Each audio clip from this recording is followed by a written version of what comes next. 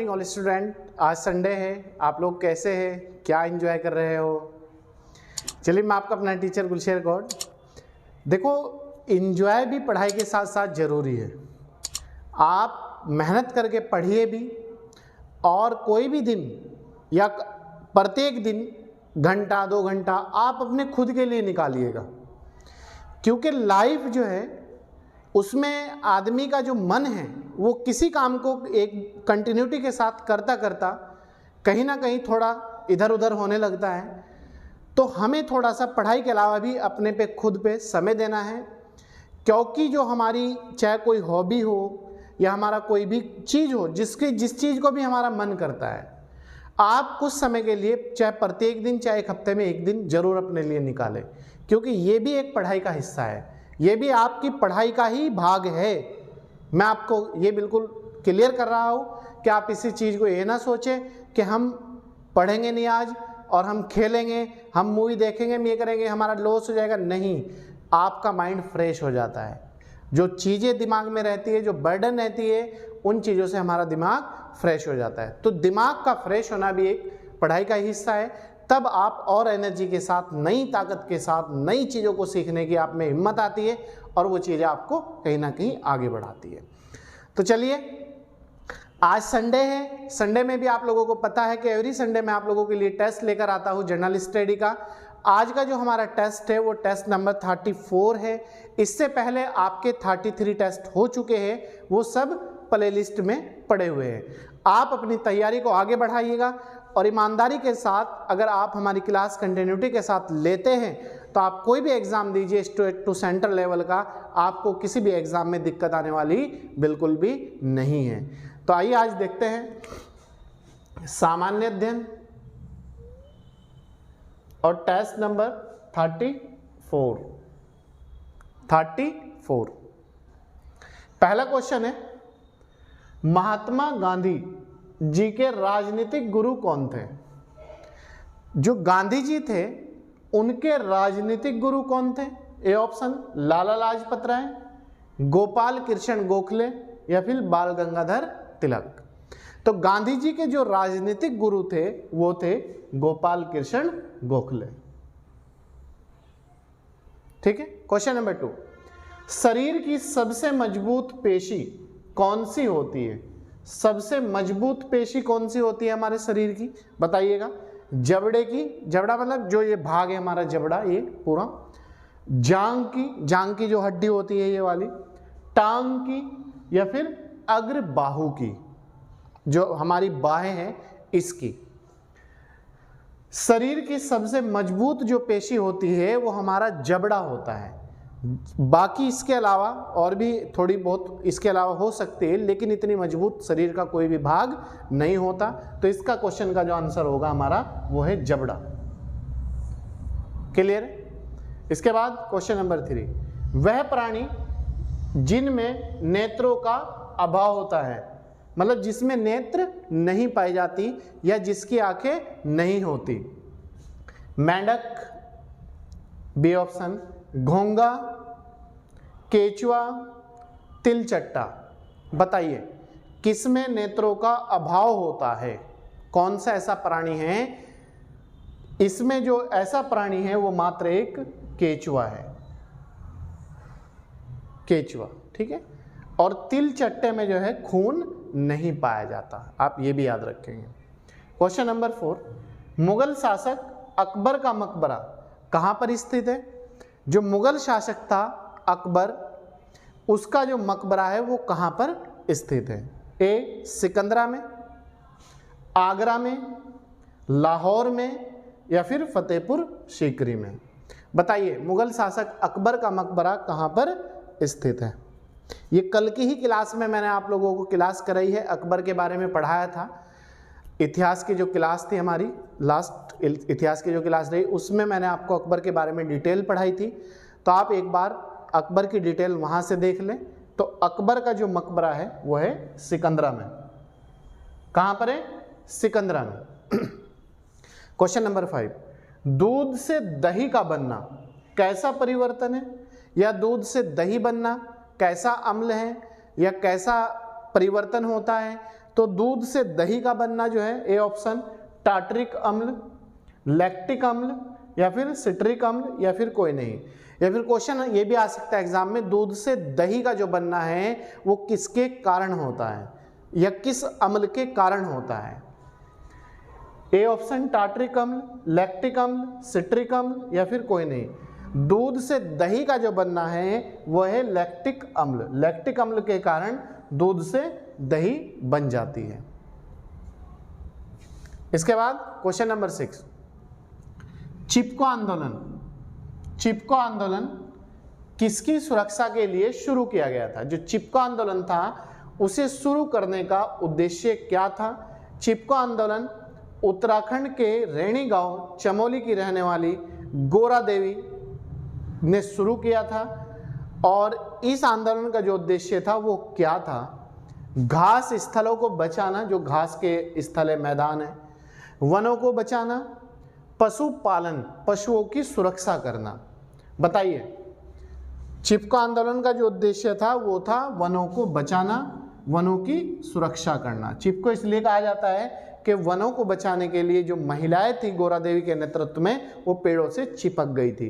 तो पेड़ों से चिपकने के कारण ही इस आंदोलन को चिपको नाम दिया गया है। क्लियर? क्वेश्चन नंबर 7, ओजोन परत। जो हमारा वायुमंडल है उसमें जो ओजोन परत है, उसमें ओजोन परत में लगातार छिद्र की घटनाएं बढ़ती जा रही है, और जो छिद्र है उसका एरिया बढ़ता जा रहा है। तो उसका कारण क्या है? छिद्र होने का उसका परिणाम क्या है? किसके कारण उसमें लगातार छिद्र बढ़ रहा है? अम्लीय वर्षा, पराबैंगनी किरणें, ग्लोबल वार्मिंग, या फिर ग्रीन हाउस प्रभाव। बताइए,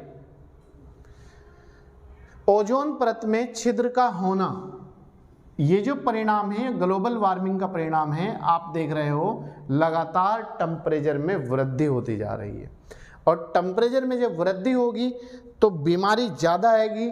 जैसे आपका कैंसर है, महामारी है, इस तरह की बीमारियां ज़्यादा बढ़ेगी। और ज़मीन का जो टेम्परेचर है, जो हमारी चीज़ों का टेम्परेचर है, वो ज़्यादा बढ़ेगा, जिससे गर्मी होगी, और गर्मी से आप देख सकते हो कितनी बड़ी नुकसान की संभावना बनती है चीज़ों में। तो ग्लोबल वार्मिंग, ओजोन परत में छिद्र का जो कारण है वो है ग्लोबल वार्मिंग का बढ़ना। क्वेश्चन नंबर 8, भारत में सेवा कर कैसा कर है? जो सेवाओं पर टैक्स लिया जाता है, जो कर लगता है, 3 सेक्टर है हमारे, प्राथमिक क्षेत्र, सेकेंडरी क्षेत्र और टर्सरी। प्राथमिक में कृषि, दूसरे में, सेकंड में उद्योग, और तीसरे में सेवा सेक्टर। उद्योग सेवा में मतलब जैसे आपका टीचर है वो सब सेवा सेक्टर है, इंजीनियर है सेवा सेक्टर है, डॉक्टर है सेवा सेक्टर है, घर में स्वीपर है वो सेवा सेक्टर है, धोबी है सेवा सेक्टर है, दुकानदार है वो सेवा सेक्टर है। तो ये सेवा सेक्टर है। जो सेवा सेक्टर है इस पे कर जो लिया जाता है वो जो है कैसा कर है? ए ऑप्शन, प्रत्यक्ष कर, अप्रत्यक्ष कर, आरोही कर, या फिर अवरोही कर। बताइए, सेवा जो कर है वो प्रत्यक्ष कर है, ठीक है, प्रत्यक्ष कर है। क्वेश्चन नंबर 9, निम्न में कौन सी नदी सबसे लंबी है? कौन सी ऐसी नदी है निम्न में इन तीनों में जो सबसे लंबी नदी है? गंगा नदी, यमुना नदी, या फिर गोमती नदी? बताइए, वेरी गुड। कौन सी ऐसी नदी है जो सबसे लंबी नदी है? इनमें जो है सबसे जो लंबी नदी है वो है गंगा नदी, और भारत की ये सबसे लंबी नदी भी है। याद रखना, गंगा नदी ही भारत की सबसे लंबी नदी भी है। क्वेश्चन नंबर 10, एक बच्चे का रक्त समूह ओ है, ओ ग्रुप है उसका, सर्वदाता रक्त समूह है, तब उसके पैतृकों का नहीं हो सकता, मतलब उसके माता पिता का, उसके रिलेशन में उसके भाई बहनों का, तो कौन सा रक्त समूह नहीं हो सकता? ए तथा बी, ए तथा बी, बी ऑप्शन, ए तथा ए, सी ऑप्शन, ए बी तथा ओ, डी ऑप्शन, बी तथा ओ। बताइए, अगर किसी बच्चे का रक्त समूह ओ है तो उसकी फैमिली में अन्य सदस्यों का रक्त समूह नहीं हो सकता। उसकी फैमिली में जो रक्त समूह नहीं हो सकता वो नहीं हो सकता ए बी तथा ओ। ना तो ग्रुप ए बी होगा और ना ओ होगा, बाकी संभावना है ए बी की भी है, ए की भी है और बी ओ की भी है। क्लियर है? इसके बाद नेक्स्ट क्वेश्चन है हमारा, तो वो किस गैस के रिसाव के कारण हुई थी? बताइए। ये एक कार्बनिक कारखाना था यूरिया वगैरह बनाने का, पोटाश वगैरह बनाने का, तो इसमें एक जहरीली गैस होती है जो केमिकल होता है, तो वो केमिकल रिसने के कारण भोपाल जो है मध्य प्रदेश में है, ये कारखाना मध्य प्रदेश में था, तो ये कौन सी गैस थी? एक chlorine gas, MIC gas, MIC methyl isocyanate, ammonia या फिर फास्जीन। भोपाल गैस त्रासदी कांड की जो घटना हुई थी वो MIC गैस के रिसाव के कारण हुई थी, मिथाइल आइसोसाइनाइट। क्वेश्चन नंबर 12, अंतर्राष्ट्रीय न्यायालय में कितने न्यायाधीश होते हैं? जो इंटरनेशनल कोर्ट है उसमें कुल कितने न्यायाधीश होते हैं? इसका मुख्यालय नीदरलैंड की जो राजधानी है द हैग में है इंटरनेशनल कोर्ट का मुख्यालय। A 27, 18, 15 या फिर 10? बताइए, अंतर्राष्ट्रीय न्यायालय में न्यायाधीश होते हैं। इंटरनेशनल जो कोर्ट होता है उसमें टोटल 15 न्यायाधीश होते हैं और एक न्यायाधीश का जो कार्यकाल होता है वो 9 वर्ष होता है। 9 वर्ष के लिए अपॉइंट करा जाता है, नियुक्ति की जाती है। ठीक है, 9 वर्ष। क्वेश्चन नंबर 13, विश्व का सबसे गहरा महासागर कौन सा है? जो विश्व है, पूरे विश्व का सबसे गहरा महासागर, गहरा तो है ही, सबसे बड़ा महासागर भी है, दोनों है। प्रशांत महासागर, हिंद महासागर या फिर अटलांटिक महासागर? बताइए, विश्व का सबसे गहरा महासागर, गहरा और बड़ा दोनों याद रखना आप लोग, यह है प्रशांत महासागर। कौन सा है? प्रशांत महासागर। क्वेश्चन नंबर 14, विश्व में सेब का सबसे बड़ा उत्पादक देश कौन सा है? पूरे विश्व में जो सेब का सबसे ज्यादा प्रोडक्शन होता है, उत्पादन होता है, वो किस देश में होता है? अमेरिका, रूस, भारत या फिर चाइना? बताइए, किस देश में सेब का सबसे बड़ा ज़्यादा उत्पादन होता है? ये होता है अमेरिका में। ये आंसर हो जाएगा अमेरिका। ठीक है। क्वेश्चन नंबर 15, भारत की प्रथम बोलती फिल्म कौन सी थी? भारत की ऐसी कौन सी फिल्म थी जो पर्दे पर रिलीज हुई थी और बोलती फिल्म थी? जिस तरीके से मैं आपके सामने बोल रहा हूँ इसी तरीके से चित्र, डायग्राम वगैरह ये सब चीज़ें थी उसके अंदर। उससे पहले मोक फिल्म ही यूज होती थी। राजा हरिश्चंद्र, आलम आरा या फिर देवदूत? बताइए, भारत की प्रथम बोलती फिल्म कौन सी थी? भारत की जो पहली बोलती फिल्म थी वो थी आलम आरा। कौन सी थी? आलम आरा। इसके बाद क्वेश्चन नंबर 16, भारत का अंतिम वायसराय कौन था? भारत का अंतिम वायसराय कौन था? या फिर क्वेश्चन आ जाए अंतिम गवर्नर जनरल कौन था, तब भी आंसर आ जाएगा। A option lord Wavell, B lord Mountbatten, C lord Cornwallis, D lord Curzon? बताइए। Very good.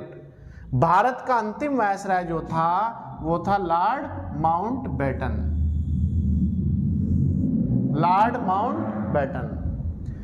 अगर ये पूछ ले कि भारत का प्रथम और अंतिम वायसराय कौन था, भारत का जो प्रथम था सी राजगोपालाचारी था और अंतिम भी वही थे। ठीक है, वो प्रथम भारतीय और अंतिम भारतीय थे और अंतिम ही वायसराय थे। ठीक है, ये अंग्रेज थे अंतिम viceroy. Question number next, Sanchi का स्तूप, सांची मध्य प्रदेश में, आप याद रखना, सांची मध्य प्रदेश स्तूप का निर्माण किसने करवाया था? सांची मध्य प्रदेश में जो स्तूप है उसका निर्माण किस व्यक्ति के द्वारा कराया गया था?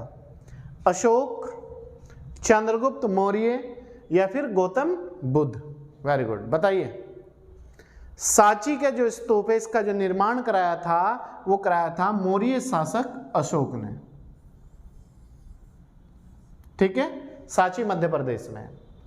क्वेश्चन नंबर 18, लीलावती पुस्तक के लेखक कौन है? लीलावती जो पुस्तक है इसमें गणित से संबंधित इंफॉर्मेशन या जानकारी प्राप्त होती है। तो लीलावती पुस्तक अगर पूछ ले किससे संबंधित है? राजनीति से, अर्थशास्त्र से, गणित से या फिर चिकित्सा से। तो लीलावती जो पुस्तक है उसका संबंध गणित से है। इसके लेखक कौन थे? A option Kautilya, B Ramanuj, C Bhaskaracharya. बताइए। Very good. लीलावती जो पुस्तक है यह रामानुज के द्वारा लिखी गई थी और गणित से संबंधित हमें इसमें इंफॉर्मेशन या जानकारी प्राप्त होती है। क्वेश्चन नंबर नेक्स्ट, दूध से मक्खन निकालने पर क्या होता है? मतलब क्या इफेक्ट पड़ता है? अगर शुद्ध दूध है तो उसमें क्या है, अगर उससे हमने मक्खन या घी निकाल लिया तो उसमें क्या उसकी वो रह जाएगी, क्या उसका कंडीशन बनती है? ए ऑप्शन दूध का घनत्व बढ़ता है, बी ऑप्शन दूध का घनत्व घटेगा, अपरिवर्तित रहेगा मतलब ना घटेगा ना बढ़ेगा, सी कोई नहीं, नन ऑफ दिस। बताइए। दूध से मक्खन निकालने पर क्या होता है? दूध से मक्खन निकालने पर उसका घनत्व बढ़ जाता है। याद रखना, जब तक दूध से मक्खन नहीं निकलता तब तक उसका घनत्व घटता है और जब मक्खन निकाल दिया जाता है तो उसका घनत्व बढ़ जाता है। क्वेश्चन नंबर 20 और लास्ट क्वेश्चन है आज के टेस्ट का। आवर्त सारणी का निर्माण किस वैज्ञानिक ने किया था? आवर्त सारणी का निर्माण किस वैज्ञानिक ने किया था? मोसले ने, बी मेंडलीफ ने या फिर रदरफोर्ड ने? या आवर्त सारणी का संबंध किस वैज्ञानिक से है? क्वेश्चन घूम फिरा के इस तरह आता है एग्जाम में। तो आवर्त सारणी का जो संबंध है वो है मेंडलीफ। आवर्त सारणी मोस्ट इंपोर्टेंट क्वेश्चन है, मेंडलीफ। आवर्त सारणी का संबंध किससे है? मेंडलीफ। ठीक है। तो प्यारे छात्रों ये था आज का हमारा टॉप 20 नंबर का टेस्ट। संडे है, आज छुट्टी का दिन है, आप इसे कर लीजिएगा। आप लोगों से मेरी रिक्वेस्ट है, और अगर आप हमारे यूट्यूब चैनल पर नए हैं तो प्रतिदिन इसी तरीके से नई क्लास पाने के लिए और संपूर्ण सिलेबस कंप्लीट करने के लिए किसी भी एग्जाम के लिए जनरल स्टडी आपको कंप्लीट कराई जाएगी। आप बिल्कुल भी टेंशन ना लें। हिंदी आपको कंप्लीट कराई जाएगी। सीटेट के लिए आपको बाल विकास कंप्लीट 30 टेस्ट पड़े हुए हैं। जो भी एग्जाम की डिमांड है स्ट्रेट टू सेंटर वो आपको कंप्लीट कराई जाएगी। आप हमारे साथ ज़्यादा से ज़्यादा लोगों को जोड़ने का प्रयास करें और इसे वीडियो को ज़्यादा से ज़्यादा आप शेयर करें। और एक प्यारा सा कमेंट आप जब भी हमारी वीडियो देखते हैं ज़रूर किया करिएगा। और अगर कोई आपको समस्या आ रही है तो आप वो हमें कमेंट बॉक्स में कमेंट करके पूछ सकते हैं और कॉल भी कर सकते हैं। आपका स्वागत है। चलिए, मैं आपका अपना teacher Gulsher Gaur. Thank you.